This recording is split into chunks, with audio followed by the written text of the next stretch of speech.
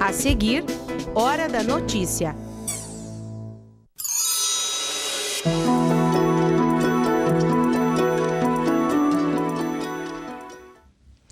A maior produtora brasileira de biodiesel é gaúcha e está em Passo Fundo. Na edição de hoje do Hora da Notícia, a gente mostra como é a contribuição da agricultura familiar para a produção do biocombustível na BS Bios. Passo Fundo vai ganhar um inventário arbóreo. Para saber o que representa essa lei, nosso convidado no estúdio é o vereador autor do projeto, Saul Spinelli. O serviço oferecido pelo Sebrae para ajudar empreendedores a se organizarem em busca da legalização. E ainda, crianças de Passo Fundo conhecem outra cultura através de uma oficina de dança. Hoje é terça, 23 de janeiro, é Hora da Notícia.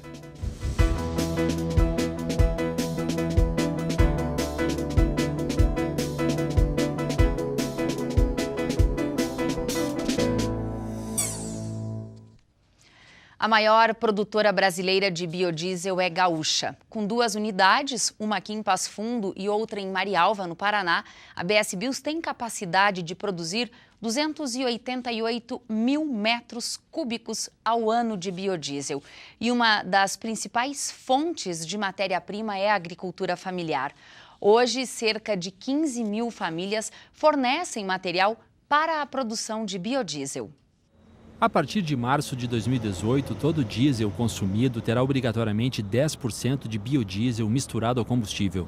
A definição é baseada em lei e vai valer para todo o país. Esta é uma boa notícia para um setor que vem crescendo e ainda busca espaço no mercado nacional. Nós vamos ter a entrada do B10, que serão 10% de mistura obrigatória. Isso vai gerar mais consumo, vai gerar mais produtividade de biodiesel. Consequentemente, vai gerar mais necessidade de matéria-prima da agricultura familiar. Hoje a empresa trabalha na sua totalidade com a matéria-prima soja. Com o grão, é produzido biodiesel, farelo, casca, resíduo de soja, borra, glicerina e óleo de soja degomado. Produtos que são fornecidos para uma cadeia do agronegócio ligada ao setor da agroenergia. O país possui 50 usinas produtoras de biodiesel, com capacidade total de produção em 7,3 bilhões de litros por ano. E um dos principais setores para o desenvolvimento desse mercado é o da agricultura familiar. Atualmente, nossa originação de matéria-prima da agricultura familiar, ela é toda oriunda das cooperativas. E nós temos uma grande parceria com as cooperativas. Além de termos um contrato de fornecimento de grão, nós também temos um contrato de prestação de serviço, onde nós remuneramos a cooperativa para que ela, através do seu quadro técnico, preste assistência técnica para todos os agricultores que nós adquirimos matéria-prima. Aqui na propriedade de seu Idalino Dalbelo, em Passo Fundo, os 120 hectares são utilizados no verão para o plantio da soja. Ele trabalha em parceria com o filho, metade da produção para cada um. Associado a 11 anos da Cotrijal de Não Me Toque, o produtor rural só vê benefícios em ser cooperativado. A cooperativa ela dá assistência para o agricultor, né? Então ela tenta de fazer sempre da produção melhor. Por quê? Porque a cooperativa vive com produção, né? Então quanto mais produzir, mais ela consegue repassar a sobra, né? Porque o ganho dela é com produção. E depois, claro, essa arrecadação de um saco, de R$1 por saco, né? Isso aí fica para o agricultor, né? E aí fica dentro da região que o agricultor fica para gastar, né? Então é um dinheiro a mais que tem para gastar, né? Este valor de R$1 por saco produzido é um estímulo a mais para o pequeno agricultor trabalhar com o sistema cooperativo e a indústria. Se o produtor entregar num cerealista comum, ele não vai ter acesso a esse R$1 a mais por saco de diferença, né? Então, é uma valorização que acontece para o produtor que é conveniado com a cooperativa, associado da cooperativa, né? E essa cooperativa sendo associada e parceira também de uma indústria. Seu Idalino espera colher 70 sacas por hectare. Para garantir essa produção, o Leonardo faz visitas regulares à lavoura do agricultor. É um trabalho de acompanhamento que credencia a propriedade a estar de acordo com as normativas exigidas pelo Ministério da Agricultura. A cooperativa se responsabiliza pela assistência técnica, o recebimento da produção, a comercialização e o pagamento dos valores dos benefícios aos agricultores associados. Só assim é possível fornecer a matéria-prima para a indústria, através das cooperativas. Em torno de 70 sacos para cima, tem que colher mais, né? Mas depende também do tempo, né? Porque nós fizemos a nossa parte, né? Junto com a cooperativa, né? E agora temos que esperar lá em cima fazer a parte dele, né? A Cotrijal conta com 86 técnicos de campo que atendem praticamente todo o norte gaúcho. São 35 municípios que representam cerca de 600 mil hectares atendidos. A gente já trabalha com esse processo de assistência, então é um sistema natural que a gente está fazendo, né? Então, o produtor ele acaba sendo valorizado também, não só na venda da sua produção, mas também por ter uma assistência técnica personalizada, melhorando então o seu processo produtivo, tendo condições de aumentar a sua produtividade, né? Melhorando toda a sua cadeia, todo o seu processo produtivo na sua produção. De volta à indústria, a BS Bios é detentora do selo Combustível Social e hoje, cerca de 40% da matéria-prima é originária da agricultura familiar. Então nós estamos defendendo isso junto ao governo federal para que todos os produtores possam ter acesso ao programa de biodiesel, porque ele tem um incremento de preço, ou seja, ganha mais dinheiro, mas na minha avaliação, o principal ponto, ele tem a assistência técnica, que é muito importante. Qual o perfil das áreas verdes de Passo Fundo? A resposta deve ser dada pelo Inventário Arbóreo, projeto aprovado pela Câmara de Vereadores e sancionado pelo Executivo, se transformou em lei e passará a vigorar em 6 meses. Bom, para explicar para a gente o que significa para o município de Passo Fundo ter um inventário arbóreo, nós convidamos o autor da lei, vereador Saul Spinelli. Seja muito bem-vindo, Saul, aqui ao PFTV. Olá, Thaís. Muito obrigado pela oportunidade. Saul, o que é de fato um inventário arbóreo? O inventário arbóreo, que é a Lei Paulo Fragomeni, né, assim foi batizada a lei, é um movimento que se faz para inventariar as nossas árvores das áreas públicas, dos parques, das calçadas, das praças, dos canteiros, né, dos espaços públicos, inventariando, verificando que tipo de árvores, quais são as espécies e principalmente a situação das árvores. Muitas árvores precisam ser repostas e repostas, inclusive na época correta, para substituir aquela árvore que em algum momento vai deixar de existir.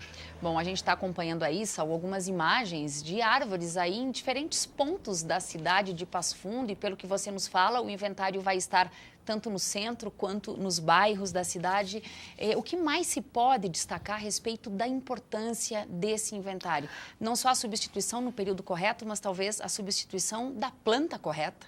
Correto.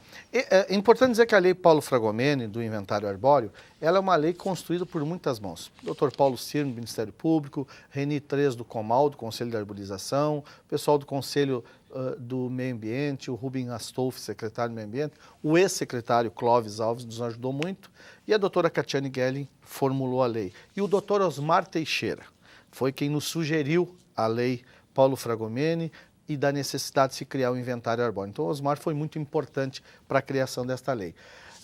Retirada de algumas árvores, já existe inclusive legislação federal, algumas árvores que são devem ser retiradas, causam alergia na população, enfim, mas as espécies de árvores que devem ser plantadas nas calçadas, nas praças, nas escolas, enfim.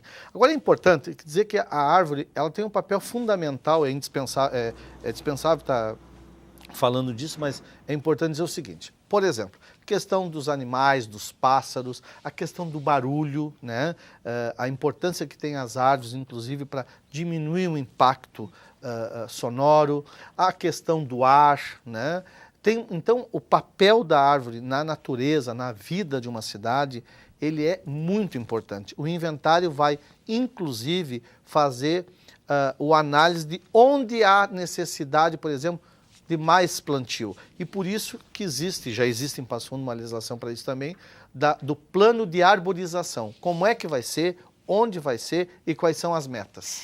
Saul, essa lei passa a vigorar daqui a 6 meses. Quem deve, provavelmente, fazer esse levantamento das áreas verdes de Passo Fundo? Ontem eu participei de uma reunião com a secretária Ana Paula e outras lideranças de uma reunião sobre o plano diretor.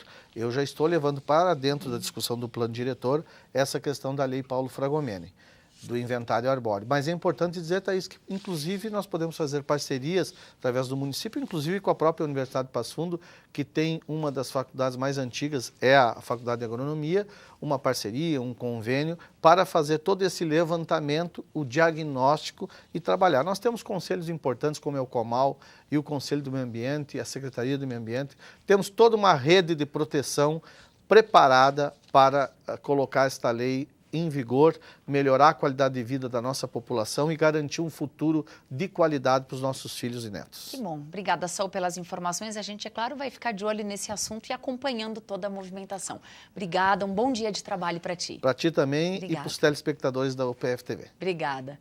A partir da próxima segunda, dia 29 de janeiro, o Hospital Beneficente Dr. César Santos de Passo Fundo vai mudar a forma de agendamento de exames.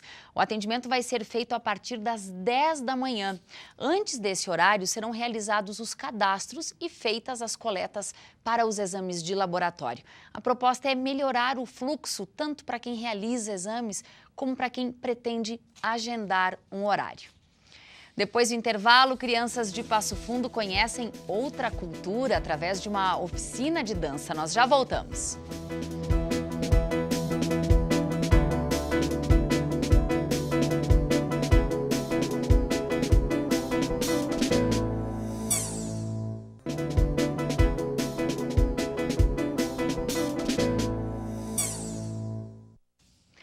Idosos acima de 60 anos que trabalharam e contribuíram com o PIS/PASEP até outubro de 1988 e que nunca sacaram este valor, já têm direito a retirar o abono. Quem tem conta corrente ou poupança na Caixa Econômica Federal ou no Banco do Brasil já teve esse valor creditado automaticamente. Os demais começam a receber a partir de quarta-feira. A Caixa criou um serviço exclusivo em seu site que aparece na tela para facilitar o atendimento ao trabalhador que tem direito ao saque das cotas do PIS por idade e aposentadoria. A instabilidade do tempo deve se manter nesta terça-feira com sol entre nuvens e possibilidade de chuva até o fim do dia. Vamos ver então como se comporta o tempo nos próximos dias.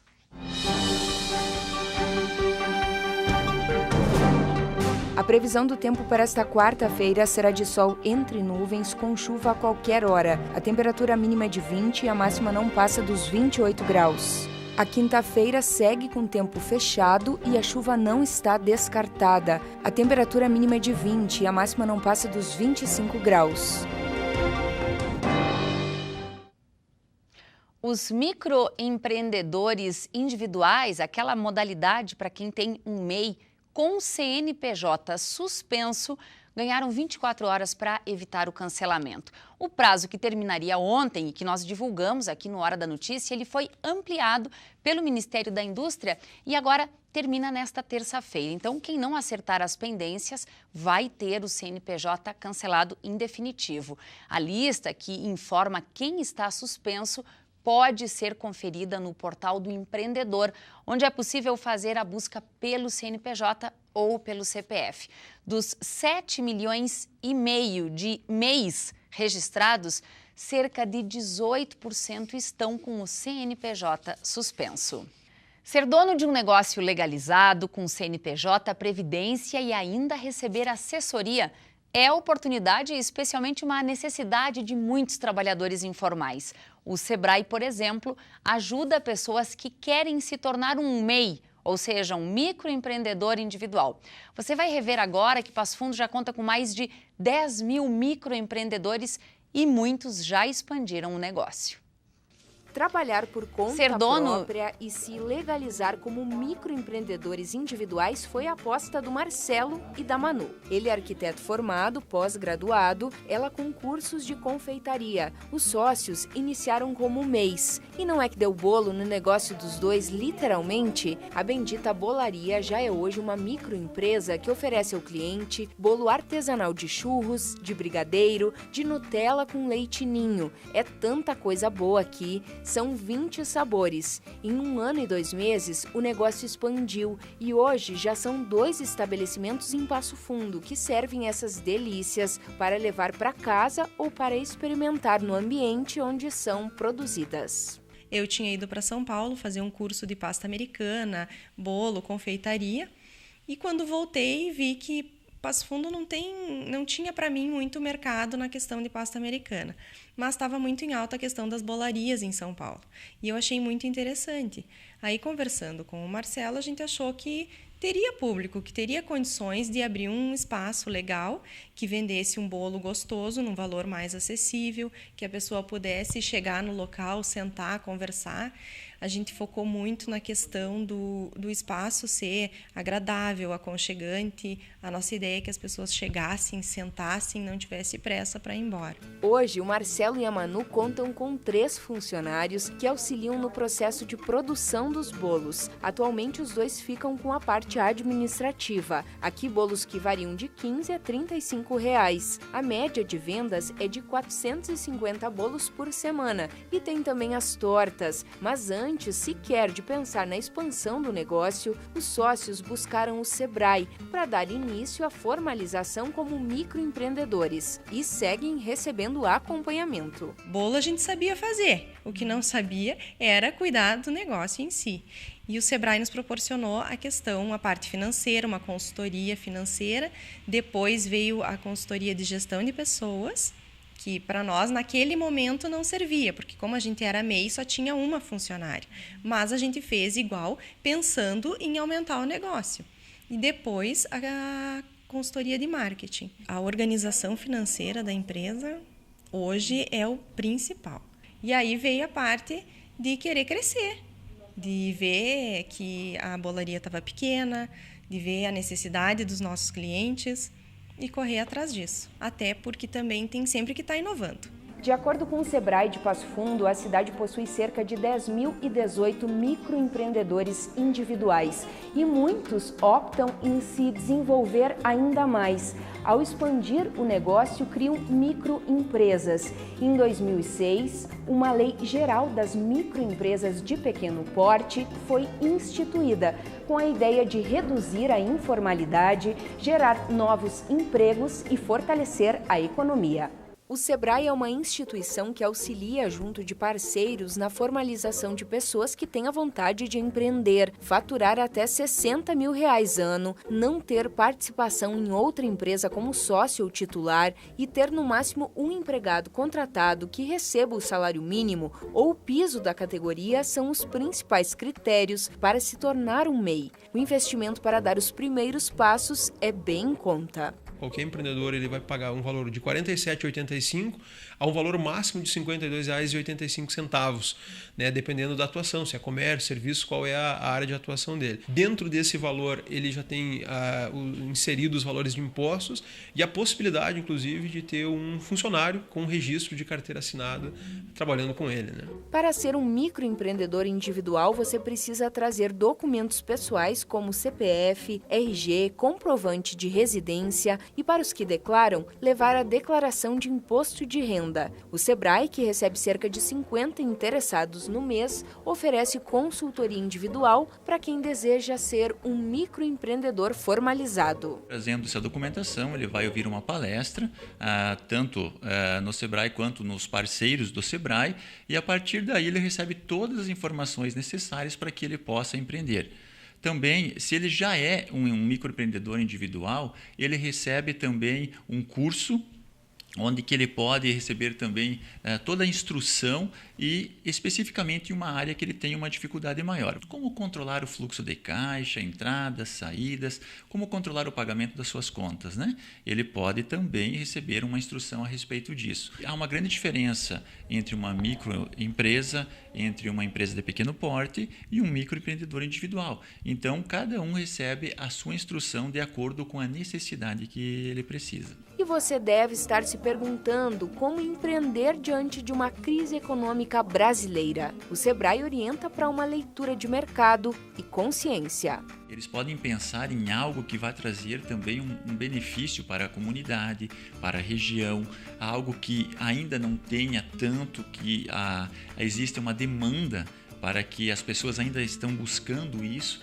Então é necessário fazer uma análise como um todo e sim, é muito importante empreender, mas empreender com consciência e sabendo onde, como e quando. O Sebrae tem um portal, inclusive, com vários cursos disponíveis de forma gratuita e isso é aberto para todos, microempreendedor, microempresas, né, e pequenas empresas. Conforme você viu aí na reportagem, Passo Fundo já conta aí com mais de 10 mil microempreendedores e muitos já, inclusive, expandiram o negócio. O Sebrae atende de segunda a sexta, das 9 da manhã até às 6 horas da tarde, sem fechar ao meio-dia. Para outras informações, você pode acessar o site que está aparecendo aí na tela. Uma escolinha de Passo Fundo criou uma oficina que, além de divertir os alunos, faz com que eles entrem em contato com uma cultura diferente por meio da dança. Olha só. A batida do tambor no ritmo do coração. É assim que esse senegalês ensina a mazorete, uma dança comum em seu país de origem. Ahmed veio para Passo Fundo há 4 anos em busca de um sonho, mostrar sua cultura para o povo daqui. Hoje, ele faz isso por meio da dança. Eu tenho um sonho sempre, que eu mostrar nossa cultura aqui. Essa dança de criança, eu faço desde criança. Desde criança, meu pai me ensina a tocar. Essa que o meu pai me ensina, eu quero botar aqui lá no Brasil. É aqui na Escola de Educação Infantil Arco-Íris que Ahmed faz trabalho voluntário. Ele é coordenador de um grupo de danças africanas na cidade e ministra aulas 2 vezes por semana. Ele já tem um grupo de música e dança, então a partir daí nós resolvemos fazer uma fusão e trabalhar com as crianças. Essa ideia de trabalhar com as crianças, essa proposta, veio dele. Então partiu dele porque ele desde criança sempre trabalhou com, tocou, dança, música e dança. Então a partir de então a gente fez uma oficina de musicalização dentro da escola, que é gratuita, mostrando também um pouco da cultura africana, o respeito pelas pessoas mais velhas, o respeito pelo próximo, também a comunicação entre amigos, entre tambor, coração e emoção, um trabalho lúdico, mas totalmente diferenciado, porém, né? Porque ele traz um pouco de uma nova cultura, uma nova etnia. É meu sonho. Desde que eu chegar aqui. É bem, tem gente que fala por ensinar de criança é bem complicado. Mas para mim não é complicado. Porque desde criança eu trabalho isso. É isso que eu sonho entender. O programa de hoje fica por aqui. A gente volta amanhã ao vivo, ao 12h30. Obrigada pela sua companhia e até amanhã.